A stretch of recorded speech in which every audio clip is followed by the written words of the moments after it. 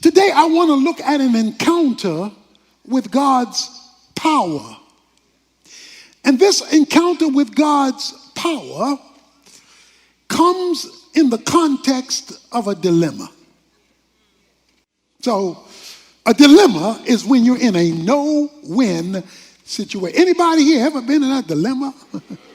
It's no-win. I mean, any direction that you look in is a lose-lose. You're in a dilemma. The most noted story in Israel's history, the crossing of the Red Sea, which was its biggest celebrated miracle, happened when they were simultaneously in a dilemma. The most celebrated story, the one that's repeated over and over and over in the Old Testament, is the story of the crossing of the Red Sea. It's repeated in the New Testament. But what I want you to catch today is that they had their divine encounter with God's problem in the context of a dilemma. So I want to prepare you today for an encounter with God, but I also want to prepare you for a dilemma that provides the context for that encounter. Now, the background to this is very clear. Moses has come through the 12 plagues, the 10 plagues, and he's now leading the children of Israel out of Egypt.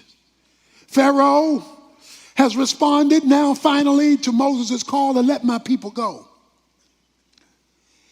And so the people now are on their way out from slavery to freedom.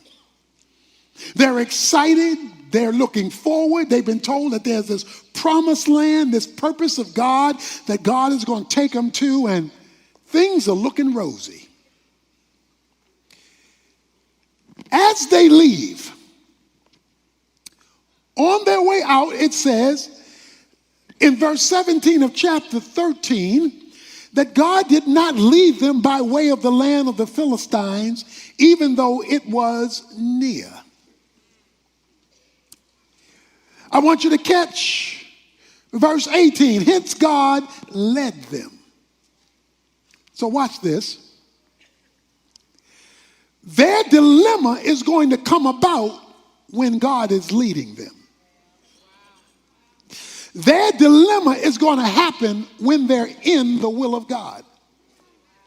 Their dilemma is going to occur when they're being obedient. Because it says God was leading them. Not only was God leading them into what would be a dilemma, it says God led them the long way around. He did not lead them in the short distance. Not only that, but God was going before them, verse 21 of chapter 13 says, in a pillar of cloud by day and a pillar of fire by night. He's walking with them in every step of the way. And when they are doing this zigzag through the wilderness, it says in chapter 14, Pharaoh will say to the sons of Israel, verse 3, they are wandering aimlessly in the land, and the wilderness has shut them in. And the wilderness will shut them in. So when he says, and the wilderness shall shut them in, they're going to be in a no-win situation that they can't get out of without coming back toward us. And it says, and God was leading them. He was leading them into a cul-de-sac, or what you and I would call a trap. See, a lot of us figure God wouldn't do that. Oh, God does do that. And the reason God does that is because only in those contexts will you see that he's God. Because the one thing about a dilemma is you can't get out of it. The one thing about a dilemma is you don't see an exit. And every direction you look in is a trap.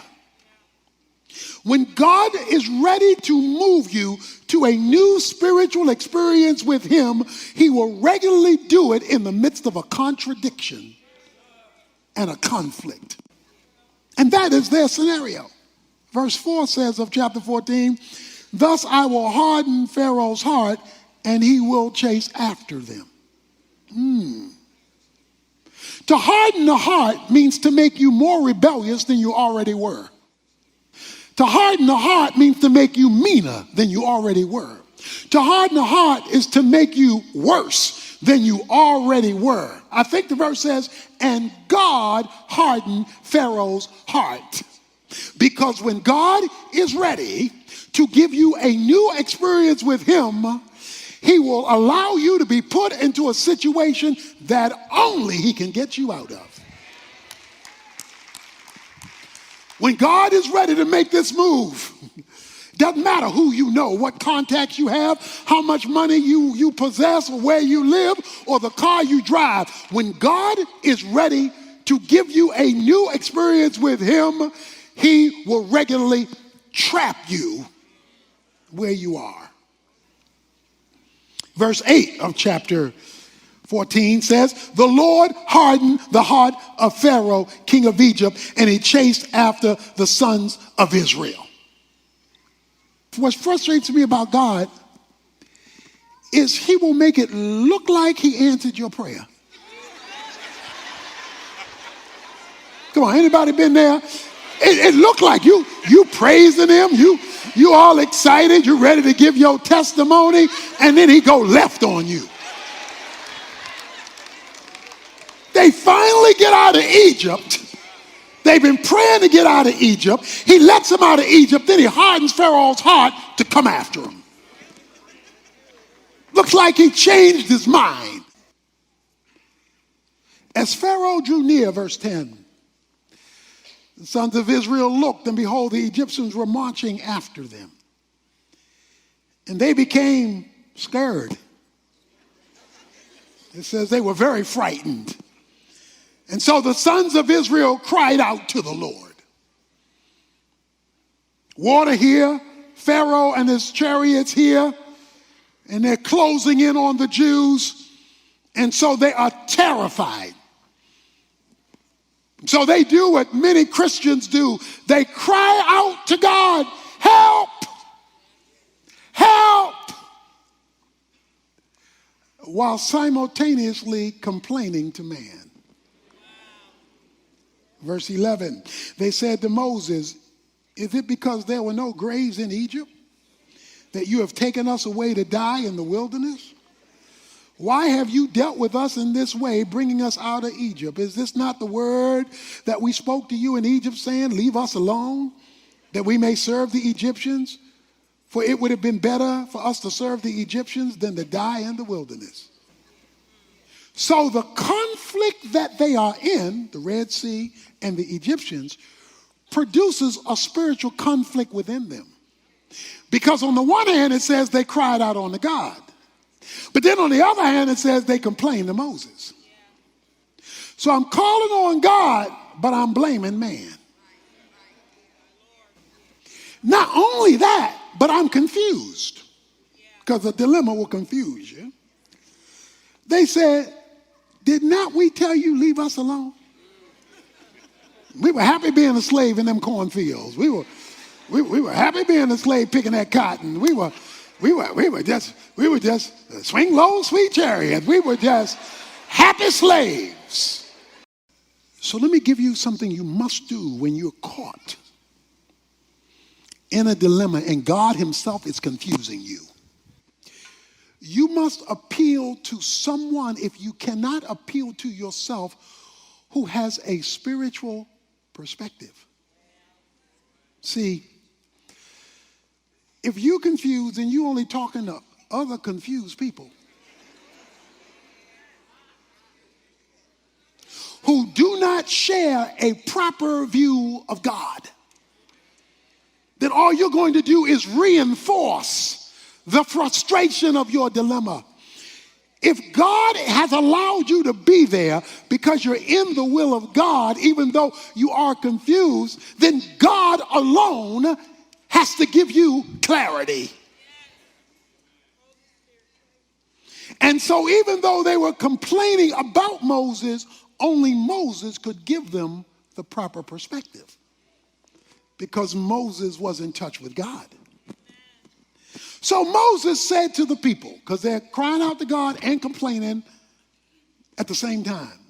So Moses says to the people, do not fear, okay? Stop worrying, be calm. It's going to be okay. Stand by and see the salvation of the Lord. So he brings in a spiritual perspective to their human dilemma, which he will accomplish for you. The Egyptians whom you have seen today, you will never see them again. The Lord will fight for you while you are silent, not while you are talking. What he's referring to was the complaining they were doing. Not the crying out to God, but the complaining. God will fight for you while you keep silent. They were now in the position of submitting to spiritual authority. You must have spiritual authority in your life. Spiritual people to whom you can appeal when you don't have spiritual answers yourself, and all you can see are the circumstances. Verse 15. Then the Lord said to the Lord said to Moses, why are you crying out to me? Tell the sons of Israel to go forward. He says to Moses, why are you crying out to me? Tell Israel to go forward. Now, the problem with that verse is there's nothing stated about Moses crying out to him. There's no statement about Moses crying. It's that the people cried out, but then God turns to Moses and says, why are you crying out? Says, what I want you to do is tell the people now it's time to move. Tell them to move forward. Now, here is a principle. He had just said, stand still. Do nothing. But now he gets another message that says, tell them now to go forward. So here it is. When God puts you in a dilemma and there is nothing that you can do or should do, you do nothing. When God hasn't given you something to do, that means there is not something he wants you to do yet. But now he tells him to move forward. It says, by faith they crossed the Red Sea. Remember, faith is in your feet, not in your feelings. Hebrews 11:29 says they did it by faith. Because faith often has to operate when fear is present. Okay? Faith does not automatically eradicate fear. But faith, when it is operating, overrides fear because fear immobilizes. Faith moves, even when you are fearful.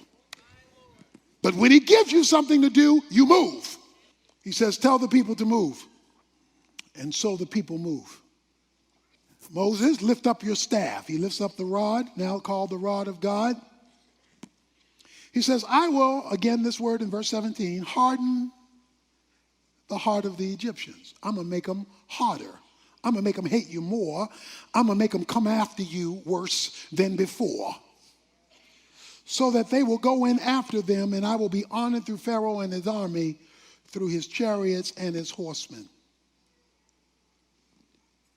So Moses stretches out his hand with the rod, verse 21, and the Lord swept the sea back by a strong wind all night and turned the sea into dry land, so the waters were divided. The sons of Israel went through. Verse 23, then the Egyptians took up pursuit. To see a sea open up, the water wall on both sides, this whole army of almost 2 million people walking through, and you go in there after them. You got to be crazy. But they were made crazy by God hardening their heart. So God may be hardening the heart of your coworker, making them treat you bad worse. He may be hardening the heart of your boss, making him treat you worse, or that person in your life, or that circumstance. See, that's why you got to be in the will of God, because when he makes it worse, he's using it. I will harden Pharaoh's heart, and the Egyptians will come after you. It says in verse 31, when Israel saw, say saw. See, not they ain't heard, they saw. When Israel saw the great power which the Lord had used against the Egyptians, the people feared the Lord, and they believed in the Lord and in his servant Moses. Why does God put you in a dilemma when you're in his will? So you can see something. It says, when they saw the power of the Lord, they encountered God's power. They said, you know what those people were saying? They said, take us back to Egypt. You know what God was trying to do? He was trying to deliver them from something in their past. Egypt was their past. But you can get so used to yesterday that when the day goes bad on you, you want to go back. He says, I'm going to deliver you from yesterday because I have a different tomorrow. But for me to deliver you from yesterday, to take you to a different tomorrow, I'm going to create confusion today. So I want you to look at your dilemma that you're either in or that you will face differently. If you're not in the will of God, get in the will of God so that he can turn it into something he can use. If you're not walking by faith but only walking by sight, begin to walk by faith and no longer live a life of complaining. Acknowledging the reality but not blaming man for something God has done. Because you now have this bigger view of God who wants to show you his power so that he can blow your mind in a catch-22. Some of you have heard this story because you've been here for a while. But the newer people may not have heard the story. And so I want to conclude my time with telling you one of my dilemma moments. We were meeting at a school in the early days of our ministry. The school board said we could no longer meet there. We would have to, in a couple of weeks, find another place. We were in a catch-22. We were in a dilemma. What would we tell the people? We went back to the school board and asked them for an extension of time. They said they do not think we can get it because there were too many board members with this whole thing of church and state that were against the church meeting in a school. But then they said, but we will have a final official vote. But the person who we talked to said, let me tell you now, there are too many people against you. All we did was call on God to intervene and to do something that was out of our hands. It was now the day of the vote, and we knew the votes were against us. We'd been told that by an insider. The meeting was supposed to happen at a certain time, but the time went on and on and on. I guess we're sitting out there close to 2 hours when it should have been finished in 30 minutes, waiting for a decision. Finally, a lady comes out of the meeting. She says, I am sorry it's taken so long, but 2 of our board members are missing. They have not yet gotten to the meeting. So we tried to wait for them so we could have a full council vote, but they have not showed up, and we have decided to go ahead with the vote. We went ahead with the vote, and by one vote, you have gotten approval to stay in the school. By one vote. When she finished coming out, the two who were missing rushed in.